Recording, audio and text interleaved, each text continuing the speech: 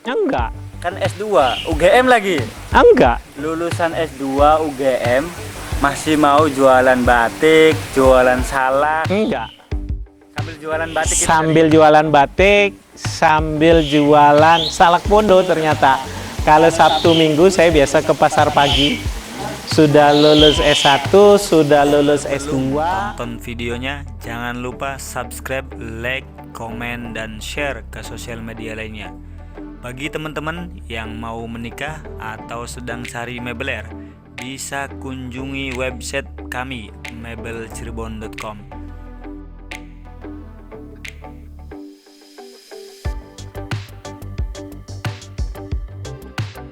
Teman-teman, kali ini saya berada di rumah Bos Moza Group. Siapa dia? Dr. Haji Solihin SHMKN. Beliau masih muda, punya bisnis banyak sekali, punya karyawannya banyak sekali. Lihat saja rumahnya, sudah berapa mobil yang terparkir tuh. Di belakangnya kira-kira ada 4 lagi tuh. Assalamualaikum warahmatullahi wabarakatuh. Teman-teman, di samping saya sudah ada bos besar. Beliau masih muda, ya 40 lebih dikit lah, ya masih muda. Namanya Dr. Haji Solihin SHMKN. Dari namanya saja luar biasa kan, masih muda sudah banyak sekali kan gelarnya. Selamat pagi Pak Haji. Selamat pagi. Enaknya Pak Haji apa Kang nih?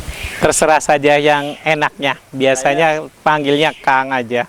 Masih muda kan, lebih baik Kang Ya. ya, Kang Haji ya. Jadi Kang Solihin ini kan dari kegiatan-kegiatannya sudah banyak menginspirasi anak muda. Saya pengen tahu cerita kehidupan Pak Solihin atau Kang Solihin dari awal, mulai dari proses bisnis awal, bagaimana kan? Perjalanan hidup. Saya perjalanan hidup dari asli saya orang Pleret. Karena orang Pleret itu biasanya terkenal dagang. Berawal dari saya pesantren di Ciwaringin kurang lebih 5 tahun.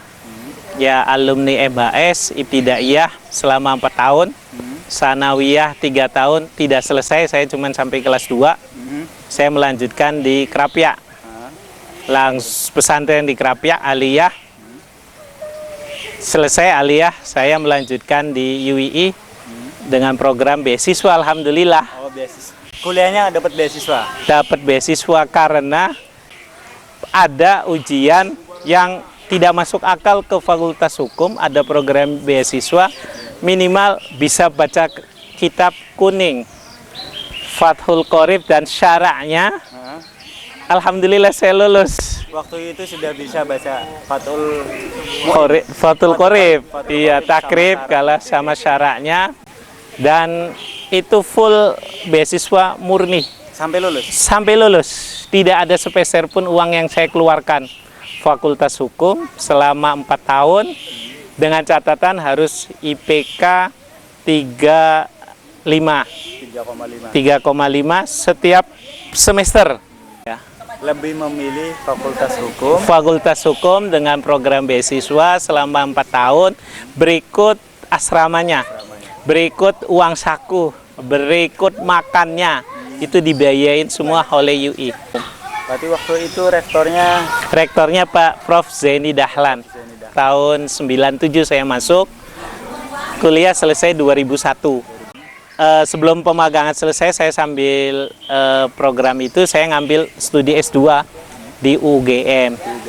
Dengan biaya saya dapat pengabdian sama sambil saya ngajar di Krapyak.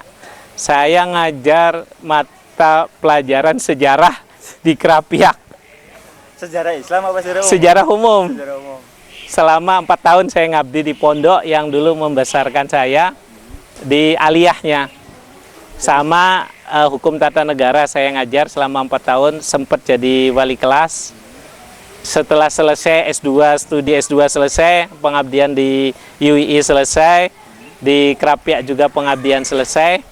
Saya bingung ternyata, tidak menjamin bahwa lulusan UGM, lulusan UI yang IP-nya besar bisa diterima di masyarakat.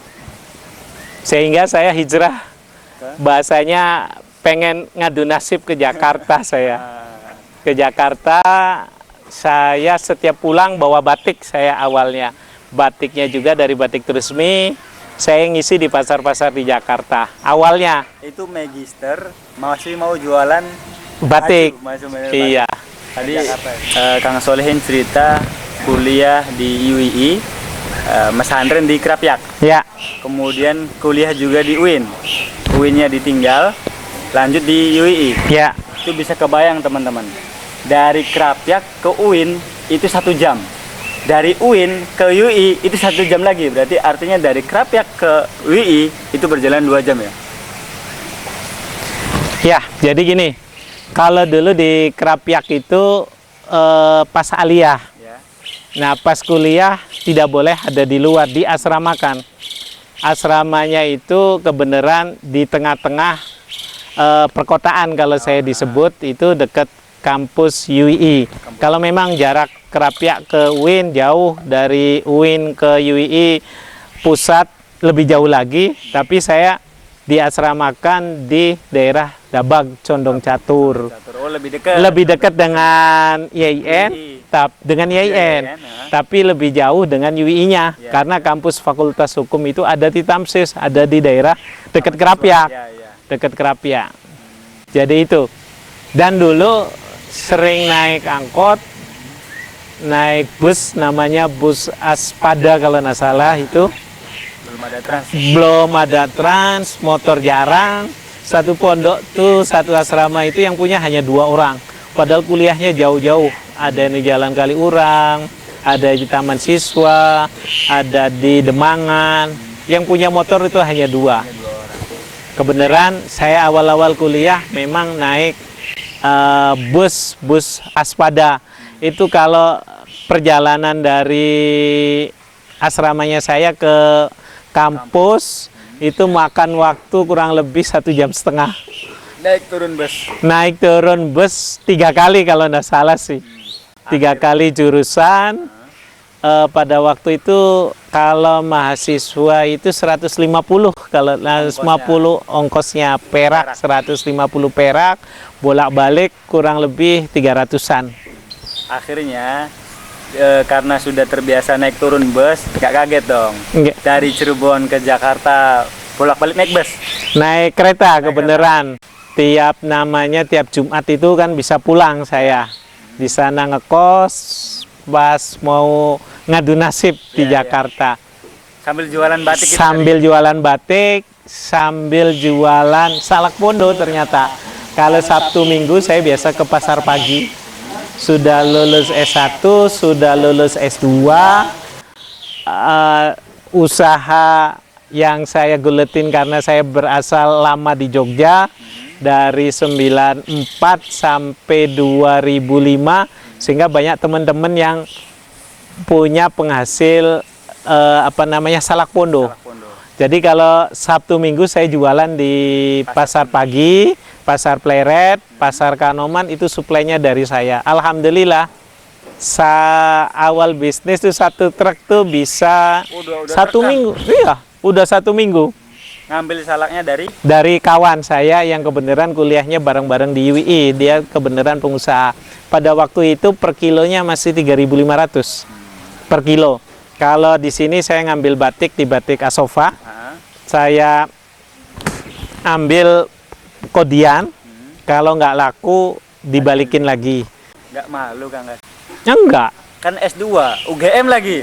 Enggak. Lulusan S2 UGM masih mau jualan batik, jualan salak. Enggak. Enggak. Kalau profesi pada waktu itu adalah saya masih lawyer kebenaran. Saya tidak malu, malunya itu kalau nyolong. Kalau nyolong, bahasanya kalau ngambil itu malu. Saya sini jualan murni, halal, insya Allah berkah. Ternyata inspirasi dari jualan salak, jualan batik, Kalau dulu pas kuliah sering pas di Krapyak saya semangka, jualan semangka saya. Oh, saat di Krapyak Pas sudah jualan. sudah jualan saya di Krapyak. Jualan semangka, jualan sendal dari Penembahan. Kalau saya pulang itu biasanya bawa 1 karung besar. Berarti dari kecil otaknya Kang Solehin ini dagang. Dagang aja. Jualan. Karena apa? Karena kiriman dari orang tua terbatas, kehidupan membutuhkan, sehingga dengan bukannya terpaksa, sehingga saya mau minta ke siapa lagi kalau dari yang lain mungkin nggak mungkin. Sehingga saya Otak muter terus. otak muter dari sejak alia saya jualan semangka, jualan sendal di Penembahan itu berapa kodi kalau nggak salah sih sampai 20 kodi per bulan saya habis. Nah, itu kan dulu nih. Ya. Kang Solehin mulai dari waktu SMA, saat lulus kuliah, magister UGM masih jualan salak. Sekarang sudah punya bisnis apa aja Kang Solehin? Sekarang dibilang bisnis, saya punya ada angkringan, namanya Angkringan Moza. Grup, namanya grup, saya disebut grup. Ada Angkringan Moza itu sudah mitra, 31 mitra saya. 31 mitra Angkringan.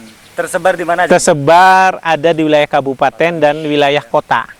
Rencana tahun depan saya mau ekspansi ke Kuningan, ke Majalengka, sama ke Indramayu.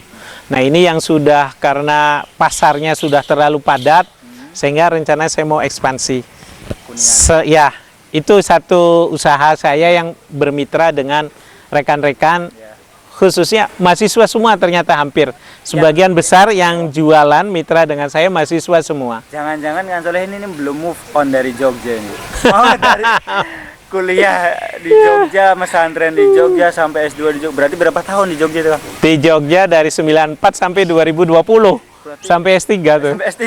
Iya, S3 saya di Jogja, dari SMA, Alia, S1, S2, S3 di Jogja. Baru kemarin saya pecah telur 2020 wisuda terakhir sebelum pandemi. Februari kemarin, alhamdulillah saya lulus S3-nya. Di UGM lagi. Di UI kebenaran. S1 UI, S2 UGM. S2 UGM, S3 di UI. S3 UI. Teman-teman, bentar lagi kita syukuran bareng Kang Solehin ini. Merayakan S3-nya. Jadi angkringan 30 cabang. Apa benar belum move on dari Jogja? Belum, karena saya hidup tiap hari itu ternyata orang tua keluarga saya itu keluarga besar, Kang. Ada 8 anak. Saya tuh yang pembarep. Sehingga minimal saya bisa ngidupin diri sendiri dan bisa bahasa itunya membantu adik-adik untuk usaha. Sehingga angkringan itu yang dipegang oleh adik saya yang nomor 7. Itu ada 31 mitra. Selain angkringan, saya ada resto. Namanya Moza Cafe Resto. Itu pegawainya kurang lebih 16 karyawan. Total berapa karyawan? Iya. Selain itu ada namanya Moza Bunga. Moza Bunga yang letaknya di Mandirancan. Bisa dilihat nanti di situ ada Moza Bunga. Alhamdulillah pangsa pasarnya seluruh perumahan yang ada di Kabupaten Cirebon. Baik individu maupun perumahan. Saya suplai bahannya ada di daerah Mandirancan. Selain itu bisnis ada hidroponik. Moza hidroponik ini ada di belakang. Ini ada Moza hidroponik, kebenaran ada di perkebunan Moza hidroponik di Gang Gardu, Setu Wetan. Terus ada namanya lagi Moza ini Moja Gas. Moja Gas. Ya, Moja Gas ini khusus menyuplai gas LPG yang 3 kilo. Oh, 3 kilo. Itu di mana aja nih cabangnya? Cabangnya cuma 2 ini aja, saya 2 pangkalan, ada di daerah Wurukidul sama di daerah Werulor saya. Terus bisnis apa lagi nih, Kak? Bisnis selain itu perumahan ada PT Moza Propetindo, cuman ada tersebar di Kabupaten Cirebon. Cuman saya yang sekarang lagi konsentrasi daerah Karangsembung. Insyaallah mau launching untuk perumahan Moza Propetindo. Selain itu, masih ada yang lagi nggak, Kak? Selain itu, paling jual beli tanah saja, sama kos-kosan, sama rumah, sama tanah dan lain sebagainya. Dari tadi kita ngomong tentang bisnisnya Kang Solihin, ternyata pemiliknya juga ada lupa satu bisnisnya yang saya tahu. Apa itu? Travel Moza. Oh iya, saya malah lupa. Ada namanya, bisnis ini. iya, namanya Moza Trans namanya. Moza Trans itu hanya untuk travel umroh dan haji. Itu terletak di Tengah Tani. Di Tengah Tani nomor 17. Kalau Moza Gas ada di Jalan Fathahilah, jembatan tol belok kanan. Ada berapa tadi tuh? Kira-kira bisnisnya? Pertama. Nah, karena saya melihat hidup itu tidak sendiri. Hidup itu pasti ada yang menopang. Nah, menopangnya itu antara lain adalah usaha-usaha itu. Kalau kita usahanya satunya dalam masa pandemi ini, khususnya Moza Trans. Moza Trans ini kan lagi kena imbas. Pegawai yang dirumahkan, pegawai tutup sekarang. Dari sejak Februari sampai sekarang tutup kantor Moza Trans karena tidak dibuka. Sehingga ya terpaksa teman-teman yang pekerja di di Moza Trans saya alihkan untuk jualan make jus, Moza Jus. Oh, Moza Jus. Ini Ya, bisnis baru. bisnis baru, pengganti dari Moza Trans yang sekarang lagi stagnan, belum berjalan. Masih muda, bisnisnya banyak banget. Karyawannya pasti banyak. Ya. Tentunya kayaknya asetnya juga udah puluhan miliar ini teman-teman. Bisa aja ini. Masih 42 lebih sedikit, karyawannya udah ratusan. Hampir ribuan juga kayaknya. Enggak, belum. Kalau ratusan udah lewat. Ya. Ada juga satu yang lupa. Apa tuh? Moza Car Wash. Oh iya, Moza Car Wash. Itu ada di belakang, saya lupa. Karena saya langganan sih teman-teman. Moza Car Wash itu ada letak di Jalan Dewi Sartika nomor 62A, yang letaknya ada di belakang kafe. Itu alhamdulillah per hari minimal 15 sampai 20 mobil yang orang pelanggan baik dari pemerintah daerah, pegawai, ASN atau masyarakat umum, insya Allah karena tempatnya nyaman, aman. Bahkan di Moza Cafe Resto itu ada ruang meeting. Sebenarnya masih ada satu pertanyaan yang mengganjal di hati saya. Bagaimana sih hubungan antar Kang Solihin dengan teman-teman karyawan ini? Dengar-dengar ada yang diumrohkan, ada yang dikasih sepeda. Itu gimana tuh, Kang? Saya nganggap karyawan ini keluarga. Kalau sudah keluarga itu bagian dari tubuh ya. Kalau sudah bagian tubuh, karyawan sakit, karyawan demam, dan karyawan perlu kendaraan, ya saya fasilitasi. Sebagian besar sudah saya kasih motor satuan, hanya hak pakai, kalau nggak milik. Jadi kalau sudah 4 tahun dia ganti, dijual, ya nanti DP lagi buat motor baru, ya buat mereka karyawan. Dan tidak uzub, setiap karyawan tiap tahunnya saya berangkatkan umroh. Alhamdulillah, karena saya punya usaha tour travel umroh, ya saya berangkatkan. Minimal dia mengawal jamaah, dia juga ikut umroh. Jadi semua karyawan Moza, semua yang grup Moza, nanti insya Allah kebagian, doakan saja. Tinggal nunggu giliran saja. Tunggu giliran dan ada waktunya. Ini teman-teman Moza yang dimanapun, nunggu giliran saja. Tentunya setelah pandemi ini berakhir. Satu nih sebelum berakhir, minta 3 kata buat teman-teman muda yang mau berbisnis.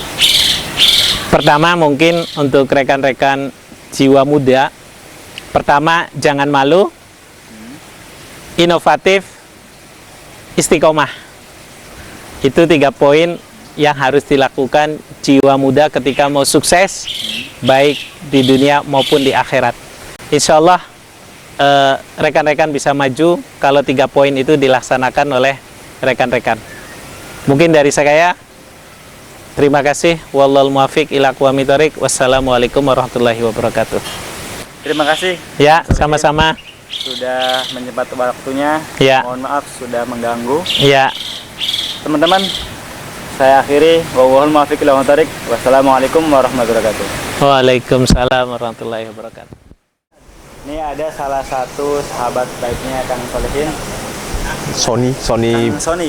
Sony Pak Pahan. Kang Sony Pakpan dari mana Kang? Medan. Dari Medan teman-teman. Sejauh Kang Sony yang berteman dengan Kang Solehin sejak kuliah sampai sekarang, apa ada yang berubah nggak Kang? Kalau ini sih karakter dasarnya sih enggak. Dan sampai sekarang bersahabat? Sampai sekarang. Udah berapa tahun Kang sahabat sama dia? Waduh, kalau itu ada 20 tahun ada lah. Dan nggak pernah berubah gitu loh. Jadi saya rasakan, ya itu tadi saya bilang tadi, sifat dasarnya dia nggak akan berubah gitu. Berarti Kang Sony ini bersahabat dengan Kang Solehin sejak Kang Solehin masih unyu-unyu. Iya, Dan betul. sekarang sudah menjadi bos yang banyak karyawannya. Enggak. 3 kata buat Kang Solehin. 3 kata. Progresif, Iya. ya, konsisten, ya, dan nyata gitu. Itu terjadi. Progresif, konsisten dan nyata. Nyata. Itulah Kang Solehin. Kang Solehin itu. Satu lagi Kang. Apa nih? Kesan yang paling tak terlupakan bareng Kang Solehin. Kalau saya sih ngeliat ini aja karakter. Kalau sayangnya dia bukan ini sih. Kalau saya diberi kasih kewenangan untuk menyebut dia Gus, saya panggil Gus. Oh. Cuma nggak mau dia. Terima kasih Kang Sony.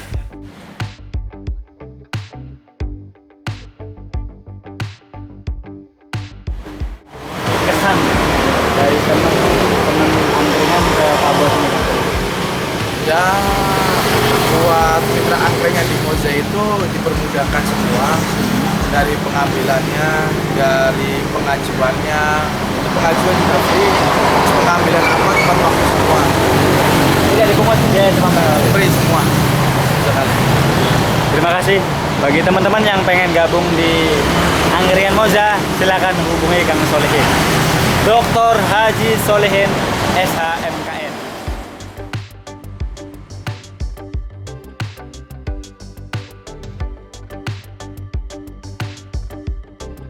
Ini dia bisnisnya Kang Solehin. Cafe dan Resto Moza.